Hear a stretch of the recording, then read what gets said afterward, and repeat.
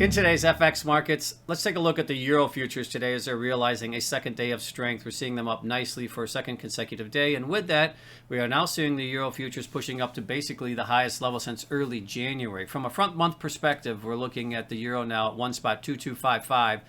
And when we look at the composite over the last several months, this is the highest level from a front month perspective from a price action and from a trend standpoint. And when you look at some of the reasons, I think, why we're seeing this continued strength in the euro, a couple things. U.S. dollar under pressure, interest rates under pressure here in the U.S., and that's therefore impacting the U.S. dollar, pushing that down.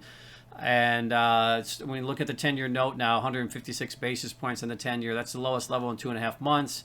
So you're seeing, again, inflation concerns coming out of the market a little bit. I think that's helping to support the euro here.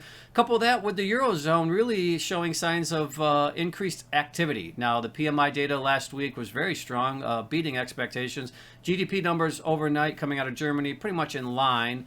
But just the general trends, I think now you're seeing a shifting of those trends, and we're seeing a little bit of a more elevated, I should say, I guess, activity, economic activity, as the Eurozone now is working its way through the virus and the situation there. And the vaccines continue to roll out at a higher pace. So all those things are contributing to why I think you're seeing the euro actually one of the best performers today when you look at the major currency futures markets. We're seeing it outpace the British pound, outpace the Japanese yen. So when you look at the euro relative to the British pound, really, you're seeing the euro now trading at 2.5 weeks versus the British pound as well. So we are seeing over the course of these last 2 weeks, the euro catching a nice bid here, not only versus the U.S. dollar, but also versus the British pound.